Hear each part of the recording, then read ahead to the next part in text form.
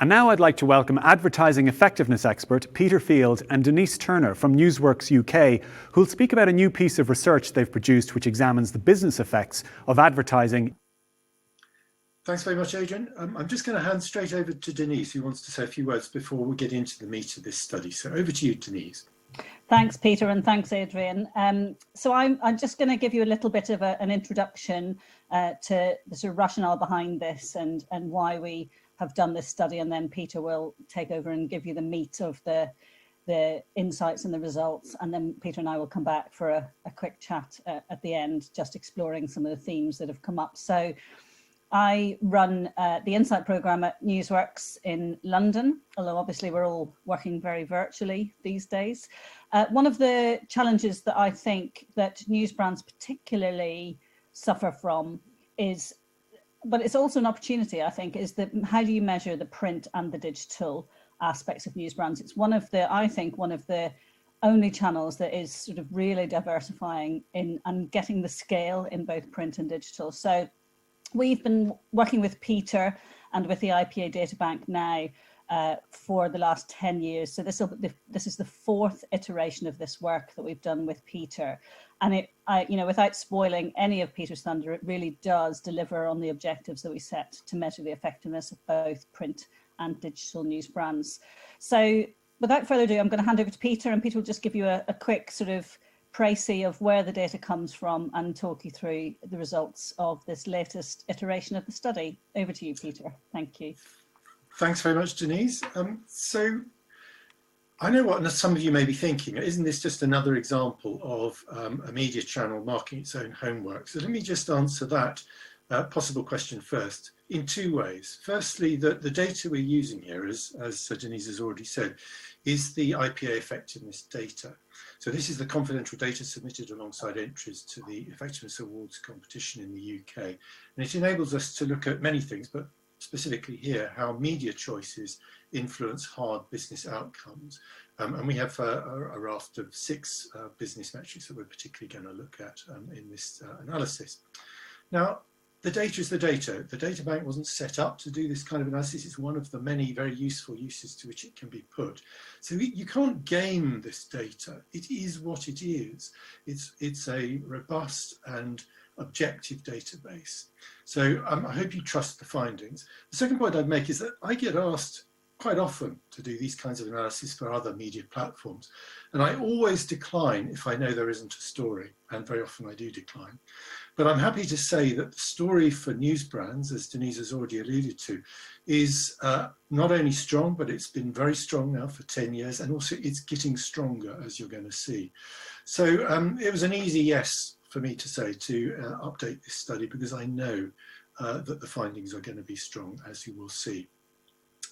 So these are the 3 points I'm going to make over the next 25 minutes or so. The first is that we have some pretty strong and growing evidence that news brands have a major impact on long-term business effects, and that when we compare campaigns that use news brands with a control group of campaigns that don't, we can see that difference. And we're going to look at time trends as well, and we can see that that difference is growing. It's becoming a more powerful medium over time. I think it's very important when one makes observations about effectiveness is to try and explain them, to try and understand them rather than merely asserting them. And we can look at lots of intermediate effects in brand effects here. There are 2 that really stand out, which is to do with the impact on brand trust and the impact on brand quality perceptions that the use of news brands correlates with. Now, quality perceptions have always been very, very important. They've always strongly correlated with the most important business metrics, such as profit growth. Trust didn't used to be, but for reasons that I'm sure you can hypothesize as well as I can about, we'll come back to this point later, trust has been kind of muscling its way to pretty much the front of the pack. And along now with quality perceptions is an extremely important metric in the sense of its link to these important business effects. So the ability of news brands to improve trust is a major benefit and a growing one. News brands is bringing increasing business benefits, not just as a medium in its own right. I think in the modern media world, it's very important to understand how media choices work alongside others. It would be extremely idiotic, frankly, for any major scale brand to make a single media choice these days. It's all about how media work together. And we will look at some evidence that suggests that news brands works extremely powerfully alongside the other key choices in most media programs these days, but particularly video channels such as TV, social, and other online video. So we see it as a strong element in the media choice that we can make, and one that shouldn't be left out when considering perhaps more high-profile media. So let's get into the first of those, and let's look at the very top line level. And here we're using a metric which is the number of very large business effects that these media choices make. So this is 6 different business metrics, everything from market share growth through to profit growth. We'll pull 2 of these out in just a minute, but we're looking at the basket here. It's a good broad metric of success, not dependent on objectives, and that we know correlates very strongly with return on investment. So you can see here, we're looking at here uplifts from the control group who didn't use news brands compared to those that used 1 news brand platform and those that used 2. Now, in the early days of this study, the heavy lifting was very much done by the print platform. In more recent years, the heavy lifting is increasingly being done by the digital platform, but we can look at both those areas, and we will do as we go through this. So obviously, over the whole 10-year time span of this analysis, the emphasis is shifting from print to digital, but nevertheless, we see a consistent picture that 1 is better than none and 2 is better than 1. And we will see time and time again through this that there is a synergy between print and digital. I think print, even today, adds real authority and authenticity to the digital channel, digital news brands, because we still firmly understand and believe that what is seen in print has to be the truth. And the controls on it, of course, are much, much stronger. So there is this holy alliance between the print and the digital channels that we will see time and time again work strongly. Let's just look at 3 of the metrics that make up that basket of business effects. So we'll look at market share growth, we'll look at price elasticity, which supports margins, and then we'll look at profit. And when you look at market share growth, you see that the users of media, of news brands, whether they are single channel or dual channel users, enjoy a very, very considerable uplift to market share growth. They are 74%, to be precise, more likely to deliver very large market share effects, which is an enormous uplift. And I should say at this point, in case any of you are perhaps thinking, well, are we comparing like with like here? Is the control group in somehow disadvantaged from news brands? Well, let's be clear, we've looked at all of this. And the most important area, of course, is to look at budget. And the news brands users are in fact disadvantaged in budget. They tend to have smaller budgets than the control group. So we shouldn't be seeing these big uplifts in reality. We shouldn't be seeing them. Across all the other factors we can look at, they're very, very evenly balanced on aggregate. But we shouldn't be seeing, simply because of budget, the fact that news brands outperforms non-news brands users, yet we do, which I think says something reassuring about the inherent strength of this media choice that we're making in news brands. So it's not just about market share growth, it is also about impacts on price elasticity, which of course are vitally important, particularly now as major economies emerge from the downturn, pandemic-driven downturn. Supporting your margins is doubly important right now. And what we see is that news brands is a very, very considerable uplift in impacts on price sensitivity. I can't give you a percentage figure for a very simple reason, that the control group of non-users had a 0 impact on top box price elasticity scores. Now, it's not to say they don't have any effect on price sensitivity. Lower down the metric, they, I'm sure, would have done. But we're looking here at top box scores of very large impacts on price sensitivity. And frankly, non-users of news brands achieved a 0 on that. So we've got an immensely valuable uplift here. Now, you don't need to be an accountant to realize that if you conflate share growth with margin growth, you're going to see some impressive impacts on profit. And that, again, is exactly what we're seeing here, with very, very considerable uplifts to our profit metric.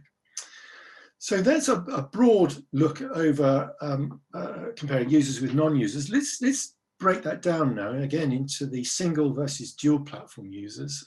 Again, in the early days of this study, single platform would mostly have been print. In the later stages, it's increasingly digital. But happily, the majority of cases still use both platforms, digital and print. But you see this consistent picture as you move from non-usage of news brands through to what is the best practice recommendation from this study, which is dual platform usage.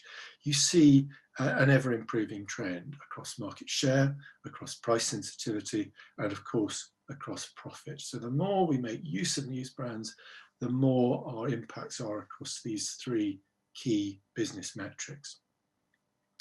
Let's just look at digital for the moment. And obviously, when we look at digital, we are skewing the data more towards the more recent results because that's where the majority of digital usage is. Again, we can see that digital news brands are clearly playing in exactly the same way that print news brands on their own used to have to deliver. So we're seeing very, very significant uplifts to market share effects, big increases to price elasticity effects, and of course that works through to dramatic uplifts to the profit that these case studies recorded compared to non-users. So it's a very, very consistent and a very strong picture across these key metrics. So that's the top line, and one can go into more detail, but those are the key and I think most important effects that we can observe here that really bring value to advertisers. As I said earlier, I think it's important to understand the why if we're going to believe this story and reassure ourselves that there is some authenticity to the whole thing. And I think there is, as I said earlier, some very, very interesting findings here, which have emerged in recent years. We've not noticed this in previous iterations of this study, because frankly, they've been growing over time, as we'll see, and frankly, I failed to spot them earlier, but now they are unmissable, and even yours truly can't fail to spot them. And those are, as I've said earlier, the impact on trust and quality perceptions for brands, which once upon a time, particularly trust metric was less important than it is now. It's now a very important metric. Quality has always been important. So let's look at, first of all, across the entire 10-year period of this analysis, how the use of news brands, whether it's single or dual platform usage, impacts those two metrics. And you may look at this and say, well, that's not so impressive, Peter. Why do you get so excited about this? Well, this is because this is the whole 10-year period. And as I said, there is a strong time trend, and we're going to look at more recent data in just a second. But if you look at the trust metric, there is a clear pattern here that the more we use news brand, the more likely we are to strengthen brand trust. If I'm honest, it's a borderline statistical significance for trust, less so with esteem and quality. That is statistically significant over that whole period. But the story, as I say, is really in the trend. So these are two really important metrics, trust growing in importance, and we deliver strongly over both of them. And we can, I think, rely on those as being the key driver of the business effects we've seen. You don't need me to tell you why trust might be growing as a business metric. It's an hypothesis, of course, that if you advertise in a medium where the content is known to be truthful and honest and objective, then that is likely to rub off on your brand more than if you advertise in an environment where the quality of the news is somewhat questionable and fake news abounds. I think it's a no-brainer to see how that might transfer onto the credibility of the brands that are seen in those environments, and clearly it does, and clearly, as we can see, it's a growing factor. So the time trend is very strong, and that's why I want to now take you through the time trend. So we're aggregating data into 4-year blocks so that we've got a reasonable sample to be confident in the findings. So what we're going to do here is just looking at trust for the moment, the impact on brand trust of the control group on the left versus single channel news brands users in the middle versus dual news brand users on the right. We're going to look at that time trend over the period of 10 years. 2012 case studies cover the period from 2010 to 2012. The 2020 case studies cover the period from 2018 to 2020. So we've got a 10-year run of data here, effectively, and we're going to see how that's growing. So this is the control group. So trust is an increasingly important metric to advertisers. Everyone has quite rightly been trying to pursue this more and more in recent years. From a statistical standpoint, that is a borderline, broken down at this level of granularity for the control group. There is some progress there, but let's compare it to the newsbrands users. Well, first of all, you can see, perhaps if I could excuse myself, why I failed to spot this trend in the early years of this analysis, because for the first few years, there really wasn't anything very much to report on brand trust. It hadn't really moved very much, but in the last 4 to 6 years, I guess, of this study, brand trust, even amongst single channel users, has really started to accelerate ahead quite dramatically. But look at the dual channel users. Look at the ones that not only invoke the authority and authenticity of print, but amplify that with the efficiencies that we have of digital newsbrands platform. The effect is truly astonishing. I mean, it's transformative for those brands that are using it. And as I said, this is a growingly important metric. So it's in the time trend that the exciting story emerges, and why we don't see it in the whole 10-year data run to that extent. Now, quality perceptions, of course, are always have been important. The more we regard a brand as being of good quality, the more likely we are, of course, to pay a premium for it, and the more likely we are to choose it. It is a category entry point, to use the Ehrenberg-Bass language, pretty much, I imagine, for every brand on the planet, particularly brands that are not operating at the discount level. Vitally important, remains important now as it always has. So same pattern, let's compare non-users with single and dual platform users, and we'll look at the time trend. And again, you see some wobbling around for the non-users. Statistically speaking, nothing to report there. When we look at the single channel users, not so exciting amongst those, but there is some significant movement there. It's when we look really at the dual channel users that we see perhaps some slightly more an interesting move, but nowhere near as exciting, of course, as the trust metric, which is where the big story lies. But on both these important metrics, again, we see that the more we make use of news brands, and as time progresses, the more we make use of news brands, the more of an impact it has on these important intermediate metrics. So I hope, like me, you'll feel that there is a reasonably credible and robust explanation for why we're seeing these business effects that we noticed earlier on, and that perhaps we can believe this, and it isn't simply a case of us marking our own homework. Now, as I said earlier, it's not just important how brands perform on their own, but also how they perform in concert with other media. So here we're going to look at news brands alongside TV, alongside online video in all its forms, specifically along the short-term world of major users of online display, and of course alongside social media, which increasingly is video and part of the world of online video. So TV, of course, remains an extremely powerful and very effective medium, despite what we're told about it. So it's a big ask that any media channel choice that we make alongside TV might be able to boost the broad business effectiveness of TV as a channel. But that is what news brands do. Its particular authenticity and authority seems to be able to add usefully to the power of TV. So if you use TV, it's a very smart play, I think, to add news brands alongside it. That is even more so, as you would expect, with the world of non-social online video, where again, the authority and authenticity, I think, of news brands adds to that world. Less of an impact on the very short-term world of major users, of course, of online display, which tends to be very focused on short-term effects. And if we're brutally honest here, the real strength of news brands is their long-term impacts on brand-driven metrics. Not to say they can't and don't have short-term impacts, but that tends to be a very specific media play in news brands, and it's not its strong suit. So our uplift to effectiveness of online display is more muted, but it is still there. It's, I think, particularly when it comes to the world of social media, where news brand's story is so strong and makes so much sense when we look at the kind of trust metrics that we've just been looking at. So in a medium where, frankly, the confidence that consumers have in the news environment that they get, i.e. social media, is highly questionable, and there are big concerns on that.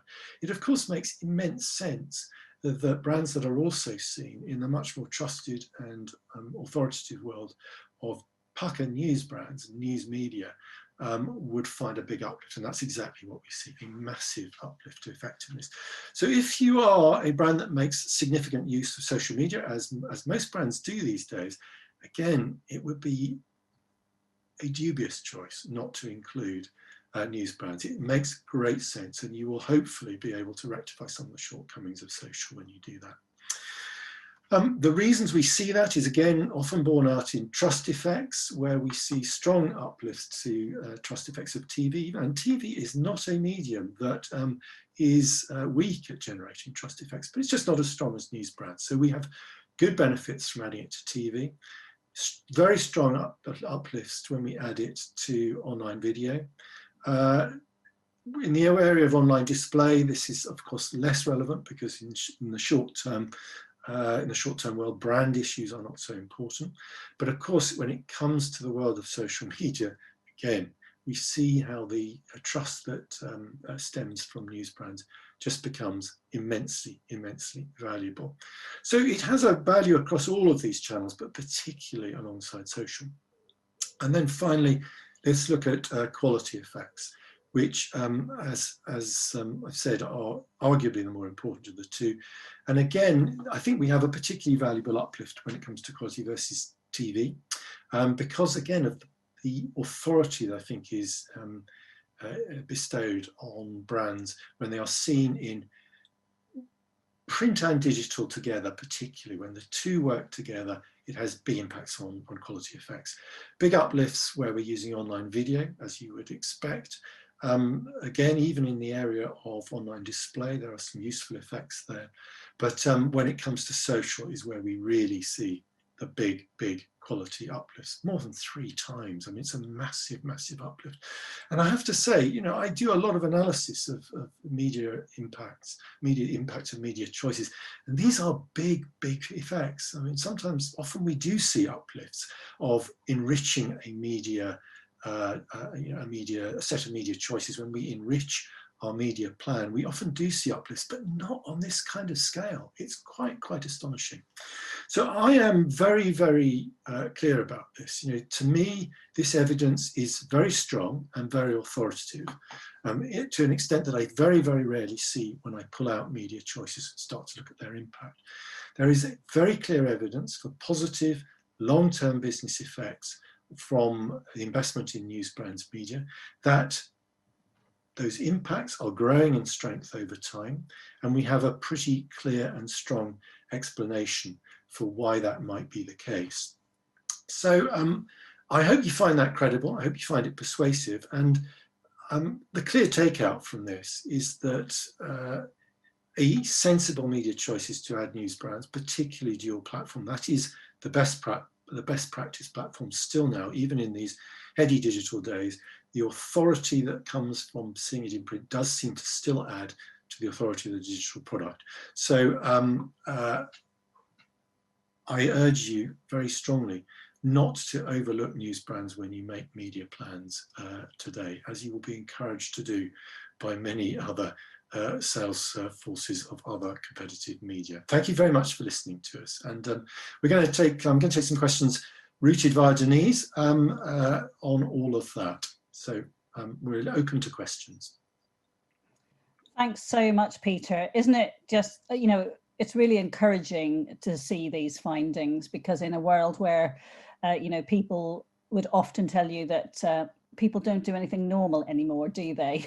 They just, you know, they don't watch telly, linear TV, they don't read newspapers, they don't, you know, it's really encouraging to see that this is really effective. And we know, you know, from industry research that people do still read news brands at scale in both print and digital. So, Peter, you've been analysing effectiveness data for many years, and especially the IPA data bank.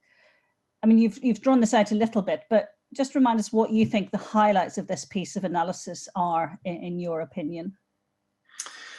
Well, I mean, the effectiveness story we, of course, have seen before in previous iterations of this study. So no big surprises in all of that for me, though the extent to which that has been strengthening does, I have to say, amaze me. I mean, it's an incredibly strong story. But I think what we've really talked about quite a lot in this is the trust issue. And that is, I think, a real eye-opener to us all. You know, it has interested other parties since we first went public with this. I think it is a real wake-up call to media planners and advertisers everywhere that trust should not be taken as a given, that trust is important to brands, and that media choices make a real impact on trust, and that we should worry about this.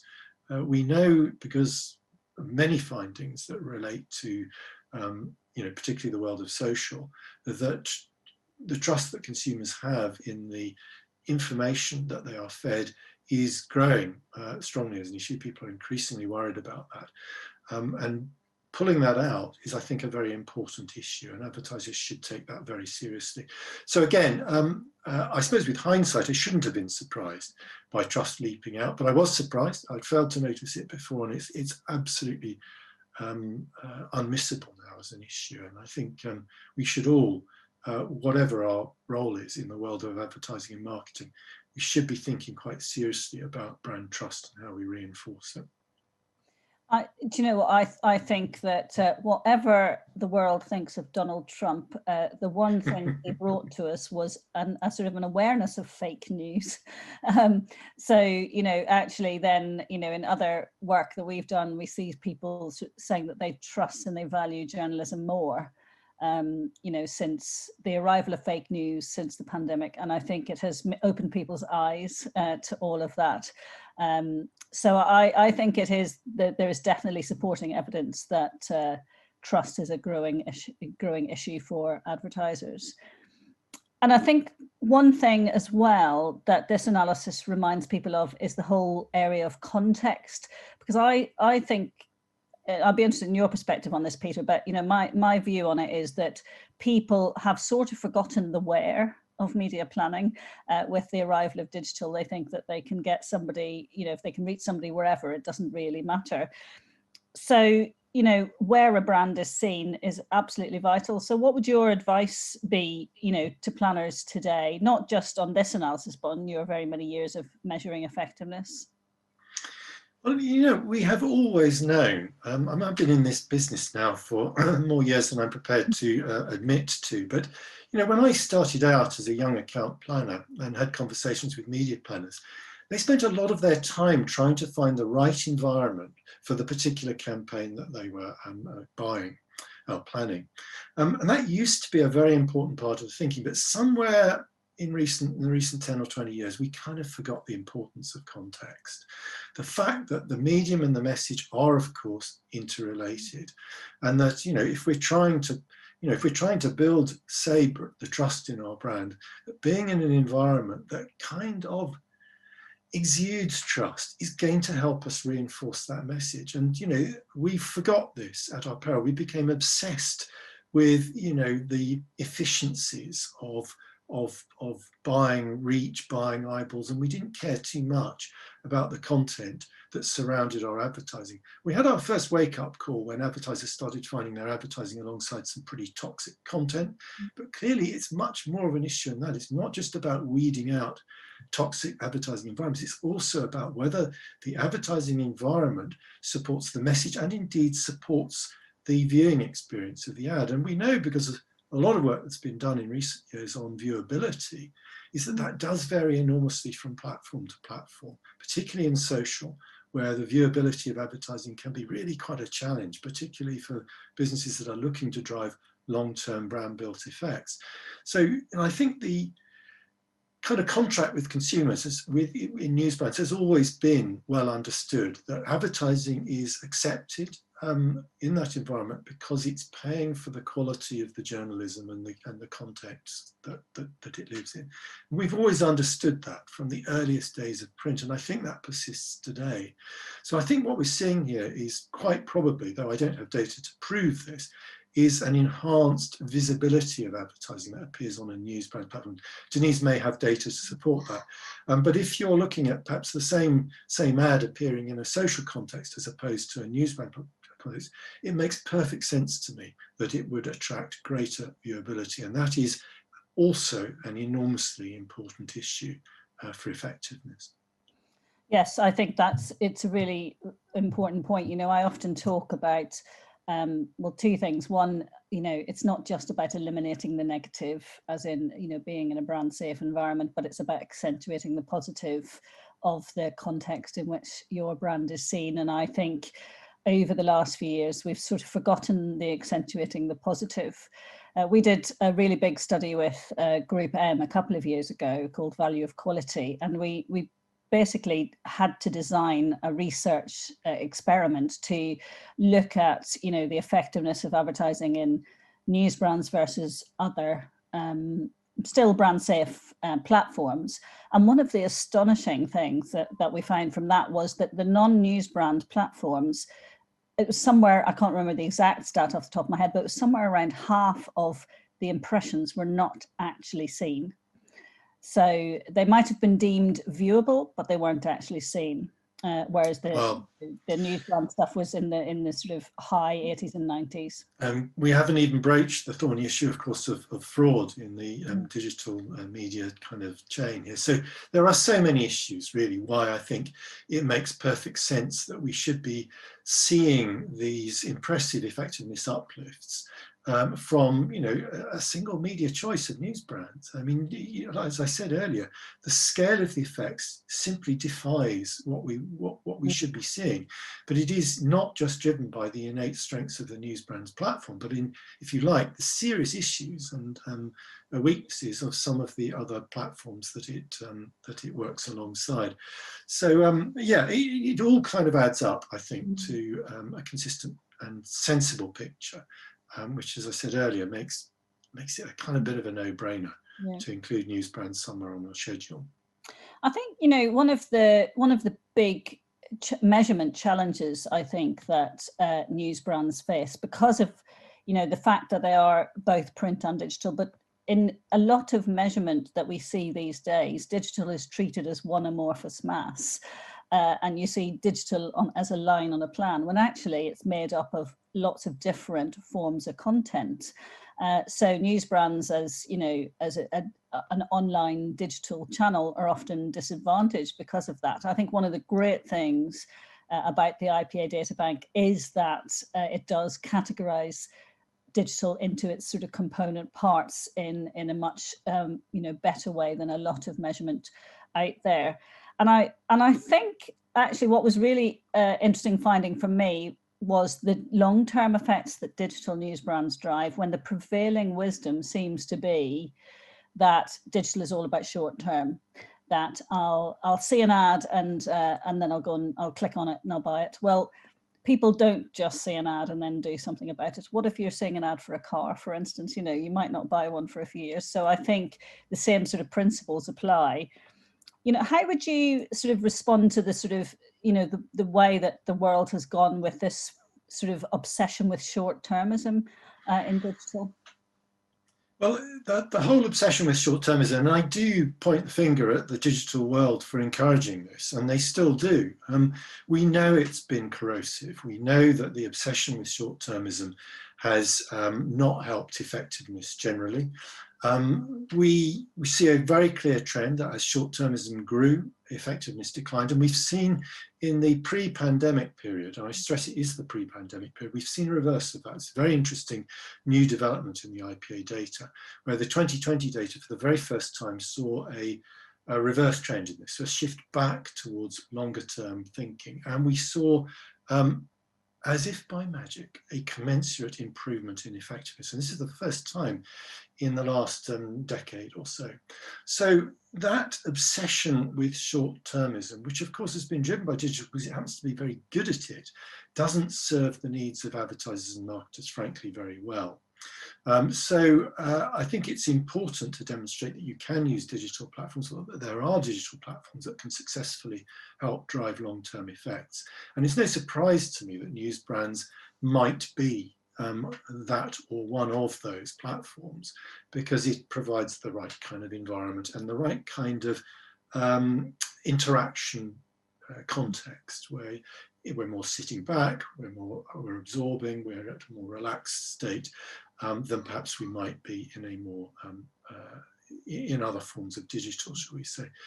So yeah, I'm no big fan of short-termism. I mean, the use of digital as a short-term tool, of course, is helpful and useful if viewed alongside campaigns that build brands in balance. But we're getting far too obsessed with short-term, and I fear that the impact of the pandemic will be a dramatic expansion of short-termism again. In fact, we already know this is what's going on. So advertisers had begun to learn their lesson prior to the pandemic, but I fear they've been given a good reason to forget it, at least for the while. So we all need to get back as recovery grows and as economies bounce back, as they are already beginning to in many areas of the world very, very strongly from the lockdowns. As recovery gathers momentum, we need to remember that long-term brand effects are a vital driver of success for businesses, and not get too obsessed. So if we want to make digital plays, make sure they're the right kind of digital plays. Yeah, it's sort of applying those age-old principles to digital. It's another form of marketing, isn't it? So absolutely, yeah. absolutely. We've got a couple of questions in from Slido, Peter. Okay. So I'm just going to go to those. Very good. Well done. So one, I think I can probably answer, but I will defer to you as well. It says, as you were looking at the effects of advertising in news brands, when it came to different brands, tabloid, local, national, was there a difference in brand effects such as trust? Were some more effective in terms of quality perceptions? Now, I don't think we have enough data to break it down that way, do we? No, sadly not. I mean, we probably would have been able to pull out a sample of purely national, but I mean, there's so much overlap. I mean, this is one of the problems that we would have. So I don't think we could reliably or robustly start to look at tabloids versus local or national. Sadly, it'd be interesting. I mean, some will have their strengths in some areas and others in others, but I would probably look to other data to explore that. I don't think we can comment. I mean, I think, I often say to people that quality is in the eye of the beholder, that, people choose to read a news brand because that's their preferred news brand. They don't, and actually each to their own is sort of what I'd say to that one.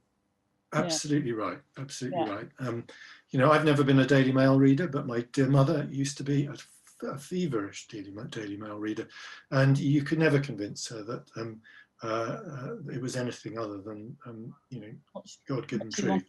What she wanted to. Exactly, because for her it was quality news environment, and that's the way it goes. That's the way it goes. Exactly. Different readers have different views, but that's the beauty of it, and that is why smart media planning works with that and makes the choices that are appropriate to the demographics, that are appropriate to the brand and appropriate to the nature of the brand message that we're trying to get over.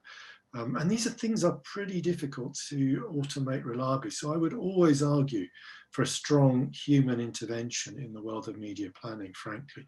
I suspect AI has got an awful long way to go before it can really, really grasp those very subtle understandings of the nature of the context. So there's another question here from Slido, and then we'll finish off with a final comment from you, Peter. But how do advertisers see newsprint, so the print news brands, as an alignment as a marketing media tool? So how I think that means, how would they see print being part of the media mix? Well, I mean, I've kind of made the point that I think it is a really powerful and important one, particularly where your other media choices might leave you exposed to some of the issues that we've been talking about, brand trust being one. I would never say to an advertiser, don't use any of the key media that we're using, because they have their roles. But the point about a sophisticated media schedule is that you need to cover the bases. You need to cover the reach base, you need to cover the kind of communication of those critical category entry points that brands need to grow. And we need the right kind of environment that will reinforce the messages. So you need a mix, and I think what we've been arguing here is that for pretty much most brands in most categories, what news brands have to offer will at some level be useful and will fill certainly some holes in the virtues of some of the other media out there. So it's a good scheduled play is what I would say. I'm not arguing for soulless use of news brands. That would be crazy, in the same way it would be soulless use of pretty much any medium. But it's place as a citizen amongst the major media choices, I think, that we're asserting here. No, I think you make absolutely, and a really good point. If this is about making them as part of the media mix, so that was actually going to be my final question, which was, how should this work? Change how people think about news brands as part of the media mix. But I think that you've really sort of stated that clearly. No, I have, and I'll only just say one thing here, is that there is so much kind of questionable received wisdom in the world of media planning these days. We're relentlessly told that the future, in a sense, devalues the past. There is nothing from the world of legacy media that has any value in the future, and it's simply not true on so many levels.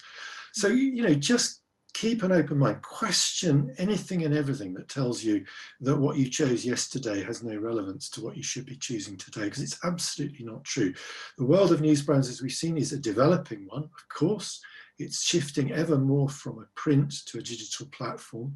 So it's evolving, but at the core of that is the authenticity and authority of the journalistic environment in which these ads find themselves. And that is not going to change. That is not going to change, particularly now with developments that have thankfully come from Australia in terms of getting the major digital platforms to invest more in news brands. So that's going to help, I think, news brands strengthen the value of their platforms as time goes forward. So just remember the truth. Just keep an open mind. Don't believe everything you're told. There's plenty of fake news in the world of media stories, and I hope that you believe me when I tell you that what we've just taken you through is not fake news. This is genuine data, objective analysis, and trust me, you can believe it. Thanks, Peter. Well, I think we're out of time now. So fascinating, obviously, discussion and fascinating presentation. So thank you very much, Peter, for taking the time to share that. Thank you to News Brands Ireland and to all the publishers who have helped to put this event on. And thank you for inviting us to be part of it. So we will take our leave of you and hope the rest of the session goes well. Thank you. Thanks a lot.